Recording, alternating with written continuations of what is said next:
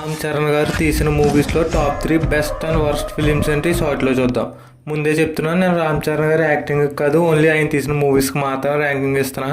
And Charan గారి acting అయితే 10/10 అయితే రేటింగ్ ఇస్తాను నేను. అండ్ టాప్ 3 బెస్ట్ మూవీస్ ఏంటంటే నెంబర్ 1 రంగస్థలం. ఈ మూవీలో పీక్ రామ్ చరణ్ గారిని చూస్తాం. అండ్ ఇంకా ఎమోషనల్ సీన్స్లో అయితే ఈయన జీవించేశారని చెప్పుకోవచ్చు. Number 2 RRR movie.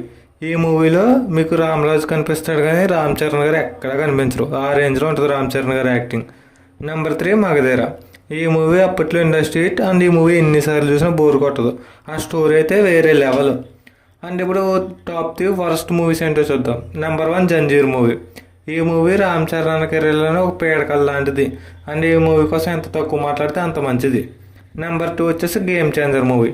ఈ మూవీలో రామ్ చరణ్ గారు ఉండే సీన్స్ తప్ప ఇంకా మూవీకి ఒక్క పాజిటివ్ పాయింట్ కూడా ఉండదు. And number 3 Vinay Vijayaram movie.